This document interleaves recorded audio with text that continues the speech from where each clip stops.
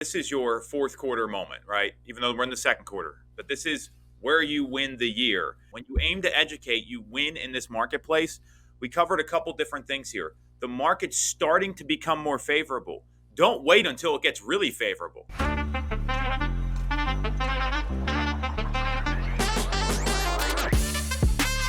If you are not getting educated about the current market conditions, whether you're in finance, accounting, mortgages, title, or obviously real estate, you're doing yourself and your client base a disservice. This is the Knowledge Brokers Podcast. I'm Tom Toole. I'm here with the man who runs the show, Byron Lazine. He's got the hot sheet graphics in the background because he's committed every day to educating people about the market. You're a knowledge broker, right? We talk about this stuff all the time. You're about to say something here. I feel like I'm just going to get sick. No, it's your show, Tom. You take it away. My show, my ass. It's not my show. So, exciting news I found. You only got one of them. You need to get the other side.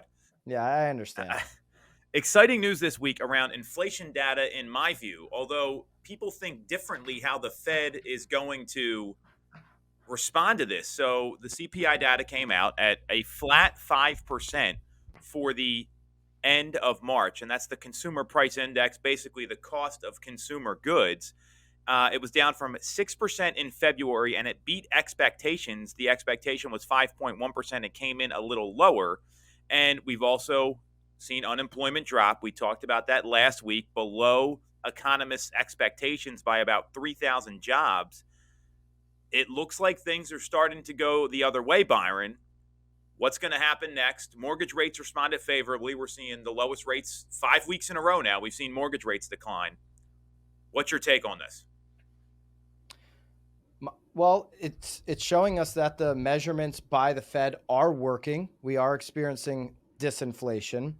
The 5%, all of the numbers, the price, consumer price index that came out this week, the CPI, all of these numbers that you just alluded to are positive for where we're heading with inflation.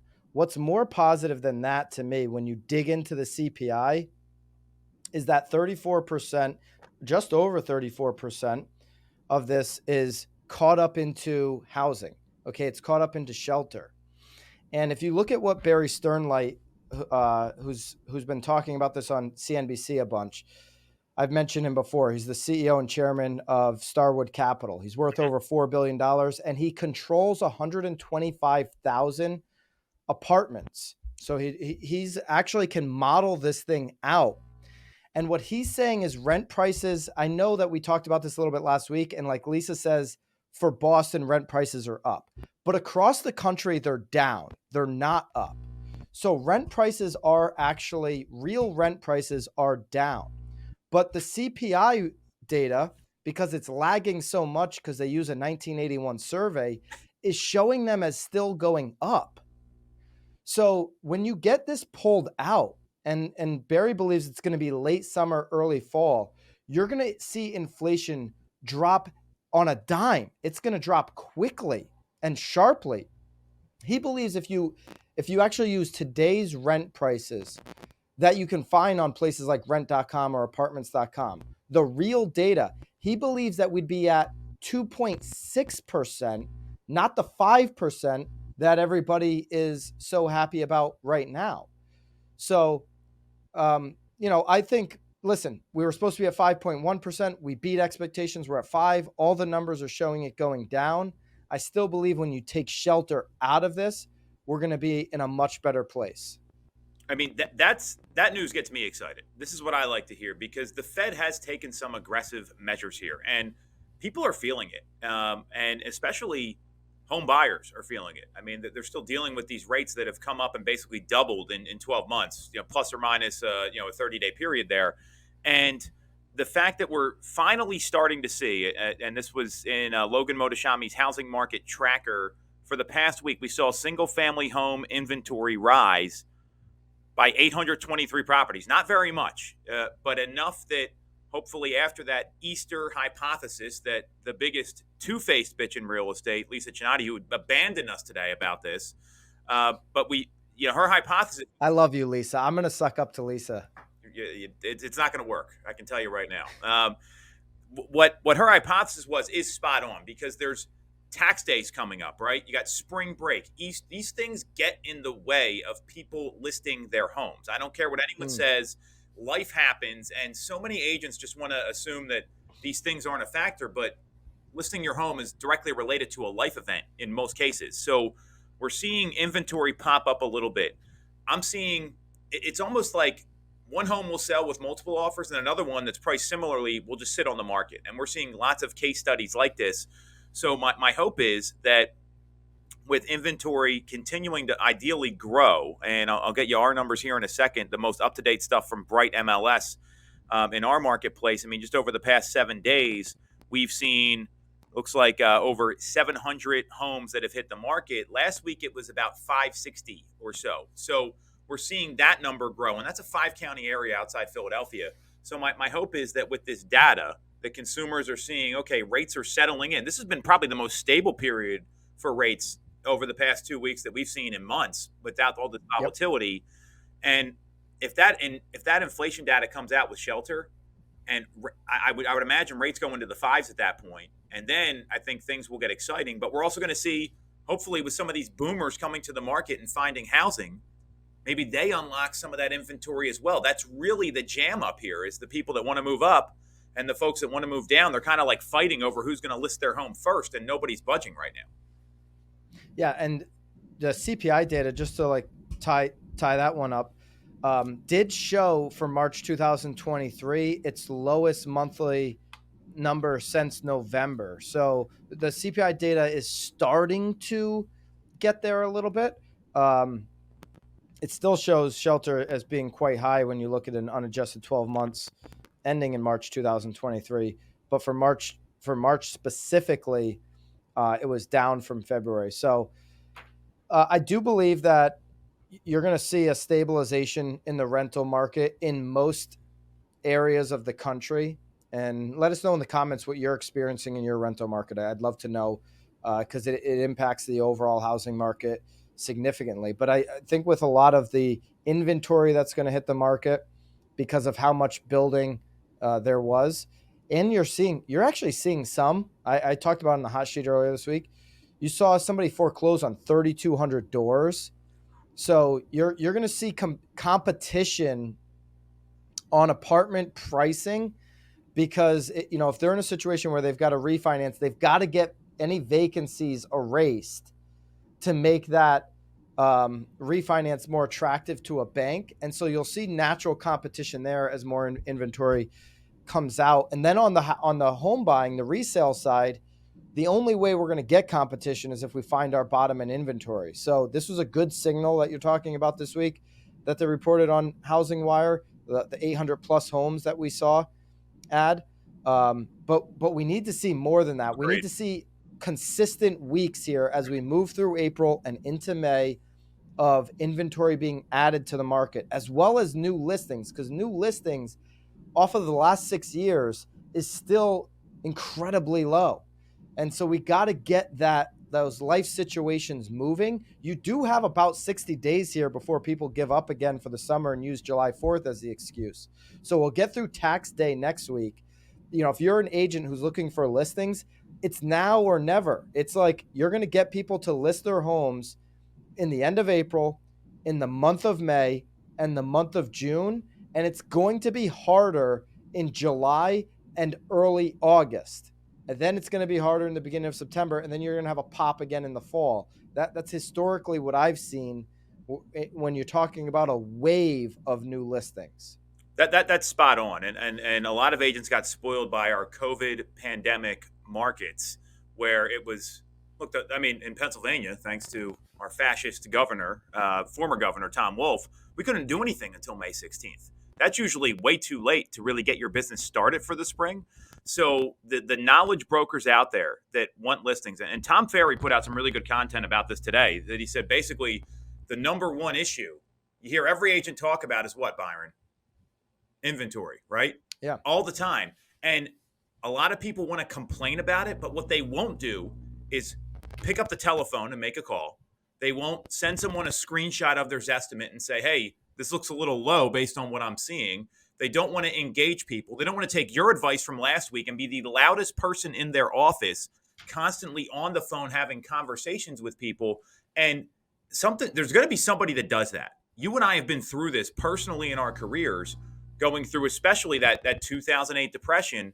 And there was one thing I did and one thing I committed to, and that was picking up the phone. I wouldn't take any appointments in the morning. I would just get on the phone. And if I didn't have appointments in the afternoon, in that other call window, and all you have to do is look up the Harvard Business Review study on when to make phone calls. Just Google it. It comes up. It's that green and black chart. You know what I'm talking about. It tells you when to make the calls. Put that in your calendar. It's either appointments or setting appointments. And that is the solution here for people that are listening and the person that wants to be the knowledge broker and take their unfair share of the market. Yeah, for those of you that are agents and brokers and team leaders in the sales production of the business, Tom, you and I can both, because the amount of data we're pulling from Zillow, we can both tell you that Friday afternoons, evenings, Saturday mornings and into the afternoon, and Sunday mornings, call volume is extremely high with home shoppers. So if you're trying to engage follow-up, Monday morning might not be your greatest chance of success. The knowledge broker understands that I'm in the game. It means I'm in the game on the field on Friday, Saturday, and Sunday, because that's when consumers and home shoppers are on the field. And you glazed over, Tom. I mean, not intentionally, but you went through it fast. And I want to make sure that people have this in their tool belt, okay? In their Tom tool belt. I like that. Can we trademark it? You talked about the we got to make that the Tom tool belt. It's a phone, a dialer. That's right. It'll be a phone and sunscreen. Yes. So 70. You said the Zillow Zestimate. So just taking a screenshot. By the way, if you're on an Apple computer, it's Shift Command 3. It's Shift Command 3 on Apple. Screenshotting the Zillow Zestimate of a particular address that you want to engage the homeowner. And then you send them a text or an email with this headline. What's your opinion on this price? They see the screenshot. They're like, well, that's my home. What's my opinion of the price? What does Zillow say the price is? Hey, Tom, I was thinking about you today. I checked your home value on Zillow. I have my opinion. What do you think? Mm-hmm. Okay, so they're going to engage, and they're going to engage because they want to know what your opinion is as the knowledge broker in the market. That's something I'm using to follow up on homeowners in the beginning of the week. And Friday, Saturday, and Sunday, I am engaging all of the home shopper follow-up that I need, because that's when the volume is there. So you've got to pick your spots on which day is the appropriate day for a particular type of follow-up. Home shoppers, Thursday evening. It's today, Friday afternoon, evening, Saturday morning. Hey, this one just came out late last night. Don't know if you've seen it already. Mm-hmm. I got a couple spots here on the weekend for you. And you get them scheduled onto your weekend. If you're in the arena, it means you're really focused on these Friday, Saturday, and Sundays as a knowledge broker, as an agent, taking market share in a specific location. This is when you meet the most people, these weekends. This is when you create the long-standing relationships, when you spend 45 minutes with somebody after the open house who's starting their journey. That's when you lock in tight relationships and really start to put the pieces together of, Tom, of who knows who in the market. Oh, you did that deal with them. Yep. That's when it starts to really work for you, the connectivity of the community. Yeah, I just shared with the production team here this Haley. Haley. Would you forget Haley's name already? I didn't know if Bobby was the guy that does it, Byron. I'm not. No. I'm just the personality here. I just show up on Fridays and that's it. So, oh yeah, Tom's just the talent. Yeah, the talent. Tommy Talent. If you think I'm the talent, you guys need to upgrade here massively. Bam's got a big problem. So with that, it's the best practices for lead response management by the Harvard Business Review. And you talked about the best days to get people out, the best days to qualify a lead. This is a earlier step in the process when you can maybe set that weekend appointment. It shows you very clearly Wednesdays and Thursdays are the best days to do that. And then additionally, the best time to call people is that morning time period, and then that 4 to 6 time window in the evenings. We say this all the time. This is a study from the Harvard Business Review. So this isn't two schmucks from the Northeast that are, just telling you what to do. This is documented and proven, and it's that 6+ attempts in number 4 where that's where you have a higher chance of making contact. So this tells you what to do, and the knowledge broker is going to do it. And this is, and listen, I agree with what Harvard Business is doing, but they have Monday through Friday data here. Yes, they don't We have know Saturday, because Sunday. Yes, you and I have Zillow Flex yes. accounts, right? And so like if I open my Zillow Flex account right now, it's going to show me the highest call volume. And for us, it's been consistently over the last 6 months, Saturday and Sundays Mhm. naturally. And I think, intuitively agents would say, yeah, that's true. But yet we want to make all of our calls on Monday and Tuesday. Uh, Harvard Business Review saying Wednesday, Thursday. I'm thinking Wednesday, Thursdays, great follow up days, middle of the week on my sellers, and to activate my home shoppers Friday, Yes, Saturday, and yes. I Sunday. agree, and I think we got to follow the funnel here. I mean, they're not putting together Saturday, Sunday. Sunday at 8 o'clock, like that phone just starts ringing with inbound calls, people that want to see properties. And also, sometimes a late night calls too, like a late night on a Friday. Someone's sitting at home surfing Zillow. I mean, we've had some tremendous calls during that time, and the data is Thursday through Sunday. I mean, that's just that it Tom, says. over the next 30 days, we're going to get 424 live connections, phone calls from consumers from Zillow on our team. I know your numbers very similar to that. It's 279, And so what's that? 279. So a 279. So there lot you of go. lot of numbers.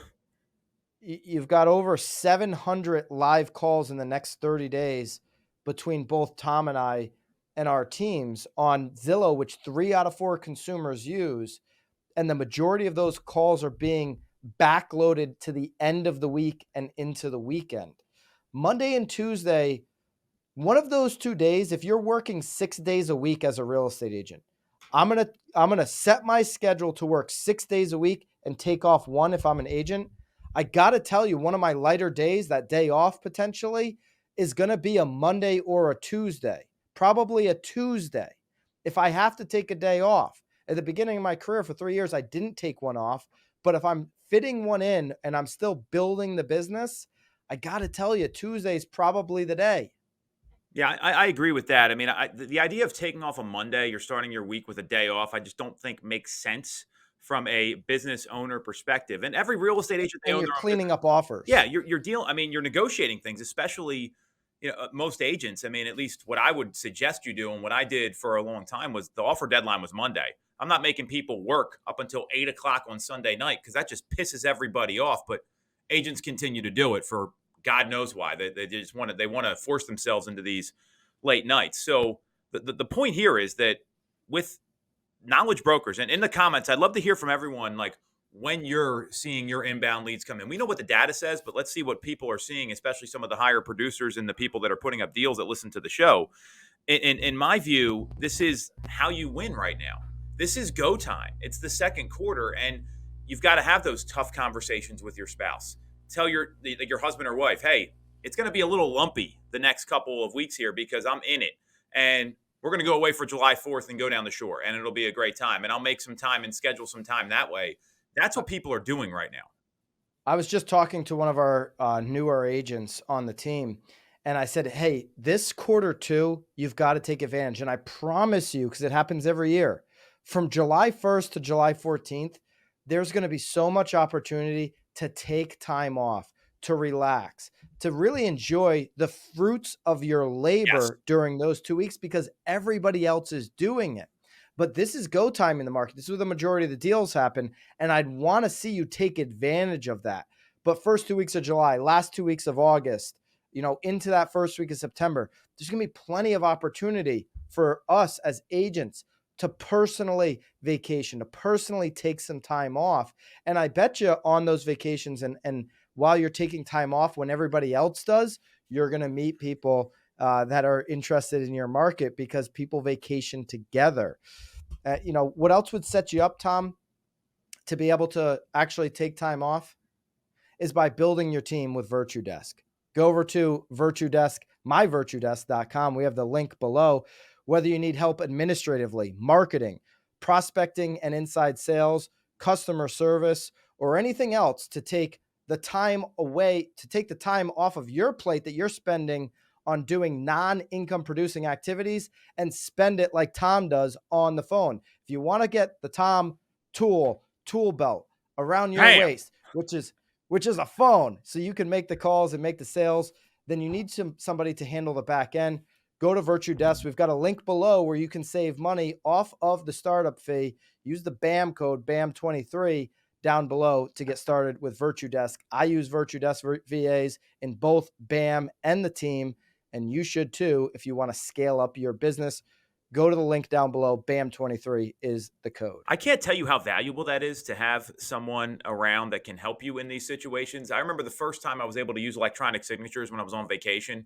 I'm dating myself here, but we negotiate this deal. It's like July 1st, right? And all of a sudden, we're in touch with our virtual assistant, and they were able to upload the contracts, get them signed, and it was euphoric, and I think this is a really smart move. I mean, well, think about. I used to have to meet people all the time, Byron. I know you did too, to sign stuff in person. Oh, yeah. I don't think folks get how lucky we are with technology. So that's a great point to really build your team. If you're an agent in the last 3 years, it probably blows your mind that people actually used to meet or write the contract on the hood of the car. How many times did you do that? Many times. Outside of a showing. Many times. I had the carbon copy contracts, Byron. That's how. That's how old I was. So it's no joke. So, all right. So we just went over how to win the second quarter, right? And I think if your eye is not on the prize right now as an agent, you got to have a serious meeting with yourself, literally, like as soon as you're done listening to this, to get your business plan together and what you're going to commit to over these next 75, 90 days, because there is that kind of trickle over effect into early July. We went over what the CPI data means. We've seen rates come down.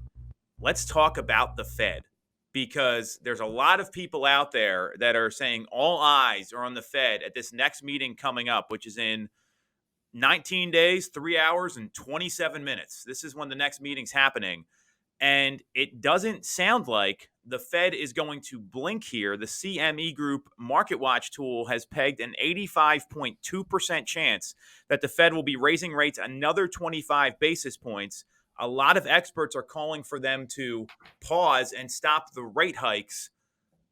Are they going to keep going up? What's going to happen? How's Jerome Powell, Byron's BFF? These guys are, they exchange Instagram messages all the time. What is Jerome Powell going to do in the next 3 weeks?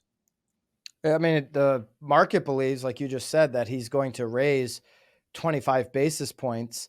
Bloomberg reported this morning that they believe they will do that 25 basis point hike, but that it'll be the last one. And then Bloomberg said the market is pricing in 3 rate cuts after June. Wow. So I just don't understand it. If you're planning on cutting in the second half of the year, because just this week, Tom, we had the meeting minutes from their last Fed meeting that were released. They released their minutes 3 weeks after the meeting. Very efficient. And in the minutes, it said that the FOMC, the committee, believes that we are going to go into a recession before the end of the year. Okay, so the Fed's belief is we're heading into a recession. Now they're blaming it on the banking crisis. At the same time, the other side of their mouth, they're saying your deposits are safe. So we're telling you the banking crisis is what's going to cause the recession. There's our scapegoat, banking crisis. Your deposits are 100% safe. Don't worry about the banking crisis as a depositor. Nothing to worry about, although it's going to cause recession. So I don't know, reading between the lines of the flip-floppy Fed, I'm seeing that, okay, we're going to have another rate hike just to start rate cutting the end of the year once we go into recession. It's going to be like, oh my gosh, we went into recession. Now we got to go full steam ahead the other direction. I mean, how did we get here in the first place? We printed all this money too fast, too quickly, too much. Then we started to jack up interest rates to break the economy too fast, potentially too much. And we're going to do one more rate hike in 3 weeks just so that we can do 3 rate cuts the end of the year, I would pause. They're not going to do it. They're going to do a 25 basis point hike. Now, when I look at where we're going to sit in December, if what Bloomberg is saying how this is going to play out actually comes to fruition, this means I think that Fetty and Franny and all of these projectors of the 30-year fixed are going to be right, and we're going to see a 30-year fixed under 6% to end the year, which is what we care about. Mm-hmm. So going into 2024, I think we'll have a better spring market with total transaction count in 24 than we're experiencing this year because the rate's going to be lower. But how much pain, how much job loss are we going to have to navigate to get there between this spring and next spring? Well, as a business owner, if someone told me, hey, we want you to increase a certain expenditure only to decrease it 3 times later in the year, my response would be, how about we decrease it twice and show some stability and let things play out?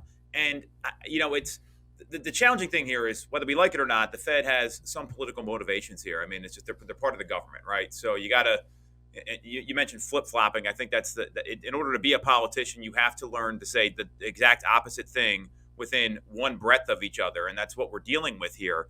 It doesn't make any sense. Every economist out there that knows what their stuff, they are saying, hey, let's chill out. Let's let this play out here.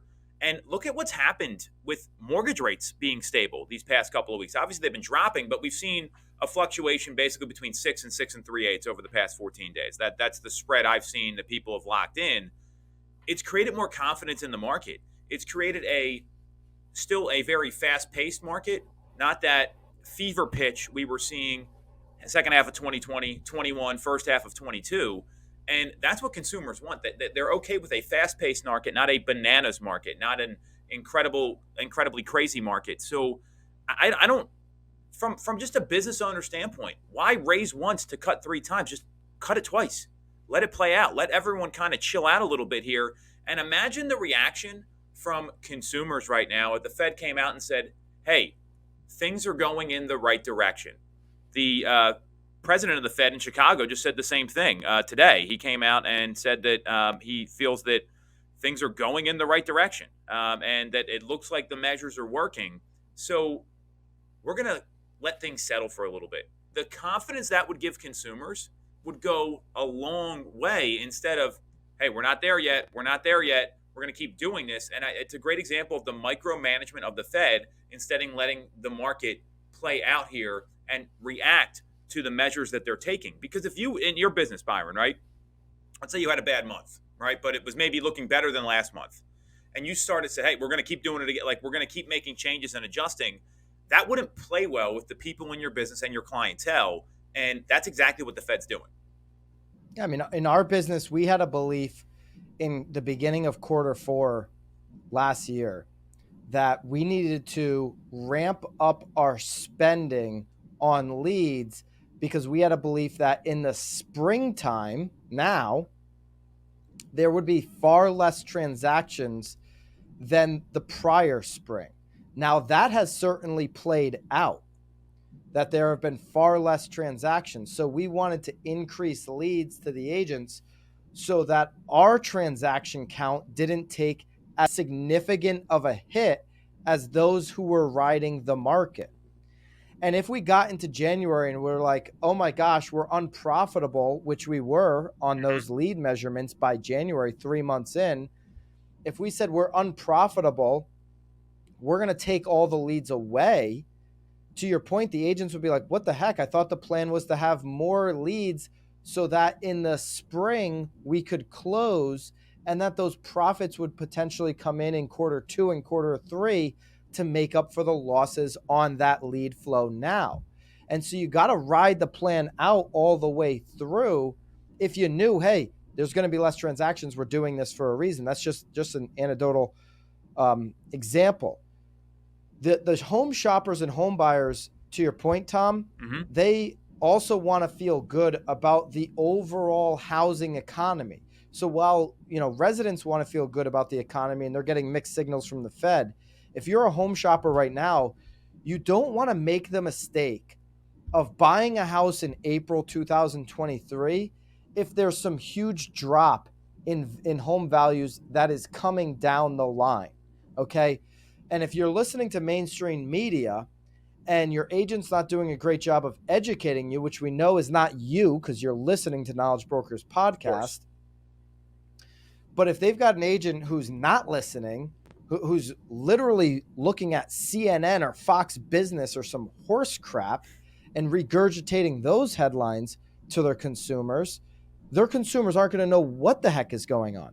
Here's a chart I want Haley to put up, and so people can screenshot it, or if you're on the daily download for Hot Sheet, you might already have it. But national home prices have now bottomed out. This is according to CoreLogic. Tom, Zillow Home Index that was just released this week also validates this study from CoreLogic. Okay. So we saw 7 months of declining home sales over the last 7 months. But in February, those home prices went up. Okay. And so CoreLogic US home prices rose by 0.8% in February, double the month over month increase historically seen. Okay. So a big jump up from historic month over month increases. This also indicates that prices in most markets have already bottomed out. Selma Hepp, chief economist for CoreLogic, was quoted in this Fortune piece, and I've got the Fortune. Haley's going to put that up. CoreLogic expects home prices by the end of 2023 to go back to peak prices. So the cooling that we've experienced in the last 7 months are going to get erased over the next 9 months. CoreLogic expects these prices to go up 3.7% between now and February 2024.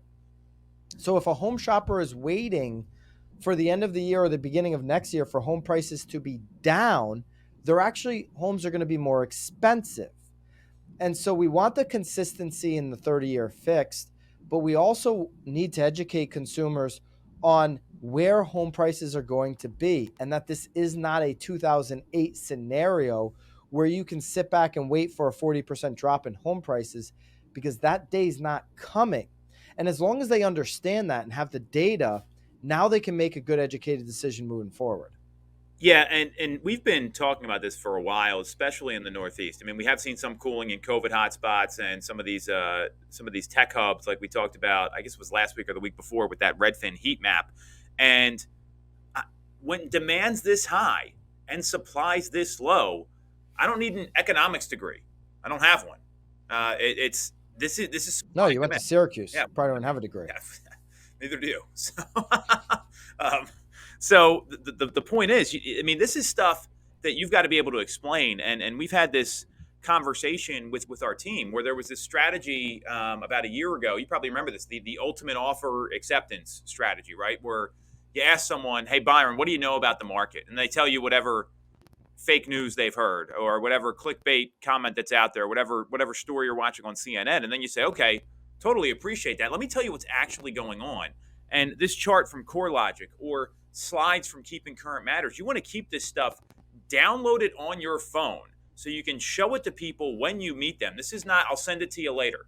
That's lazy follow up. You've got to be ready to have these conversations on the spot, given the pace of the market. And how many times on this show have we said prices aren't coming down? We're not seeing prices coming down, especially in the Northeast.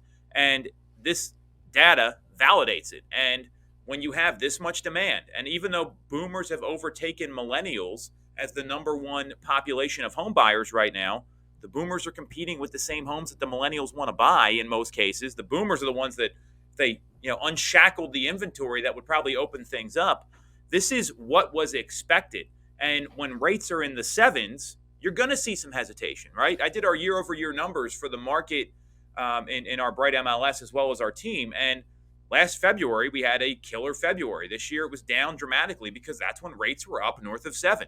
And now that rates have come back down, the demand's going to pick back up even more so because there was still demand then. There was maybe some hesitation in the market because of the cost of buying a home. This is what everyone expected. So if you want to be the knowledge broker in your marketplace, you want to be someone that's actually going to go out and help people navigate this market, because there's a lot of people that want to transact and are fearful about what's going to happen. You've got to have this stuff dialed in. And you don't need to be able to spit out all this data and numbers. Have some third party validated charts and articles and information with you. Download it on the favorites in your phone. We use a team Slack channel to distribute all this stuff, and it goes a long way. And then you're showing people, you're not telling them, because when markets are like this and the market shifts, consumers and clients don't want to believe real estate agents because they feel like the real estate agent is just telling them that it's a great time to buy, it's a great time to sell, no matter what. Show them the data, educate them, and you're going to attract the people that were going to transact anyway that just needed a little more background information. Yeah, this particular fortune chart that I'm talking about, which shows buyers that prices will actually be higher at the end of the year than they are right now. Now, it doesn't mean their mortgage payment is going to be less because we don't know where mortgage rates are going to be at the end of the year, right? Their mortgage payment could be less on a higher priced home at the end of the year if rates come down enough. But that chart, if you're not on Hot Sheets daily download and you haven't access to it there and you didn't get a good screenshot on YouTube, maybe you're listening and you just want me to send it to you, just email me byron@nowbam.com, byron@nowbam.com, and I will get you that chart if you are interested. It's one I'd be using all weekend. It's definitely something that's going to help ease the fear for buyers who are fearful of like some price drop coming. And if I buy right now, am I buying 2 weeks too early type of thing? One thing you could never be too early on, Tom, is going into the link below and signing up for the BAM Mastermind. It's on May 5th, Cinco de Mayo. Myself, Eric, the broke agent, Ken Pozak, who's got the best YouTube channel in real estate in Orlando, Dan for consumers, Dan O'Neill, and Bobby, the producer for BAM. We're all going to be there. We're going to do personal Instagram audits, as well as giving you a personal playbook for your YouTube channel and how to get all the video editing done. We'll be together all day. You can ask me any question that you want. I'll even FaceTime Tom Toole into the experience if you need me to. That's on May 5th, Cinco de Mayo. Sign up below. Also sign up for your virtual assistant if you need that. That's down below. Tom, next week, hopefully we'll see another week of increased inventory. Any final thoughts as we go into next week? The best thing I can tell everyone here is this is your fourth quarter moment, right? Even though we're in the second quarter, but this is where you win the year.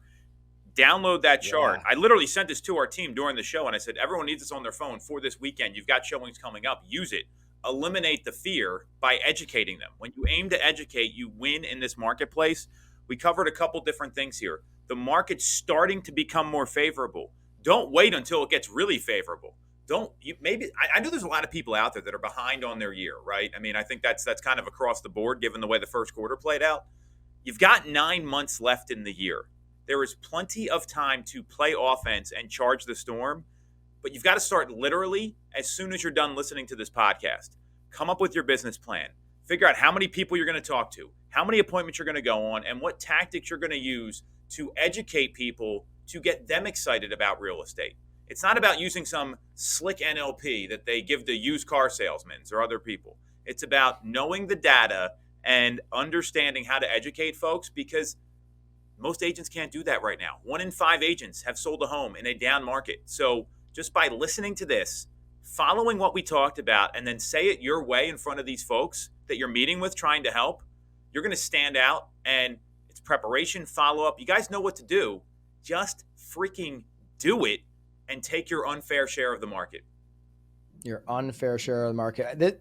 This is a podcast. I love the theme of it, how to win the second quarter in real estate. It's one I'd be sharing with someone who also is passionate about winning. I agree with you. The fourth quarter is the second quarter. So share this with somebody who you want to see win in 2023. Make sure you are subscribed to this channel if you're on YouTube. If you're listening on Apple or Spotify, thank you.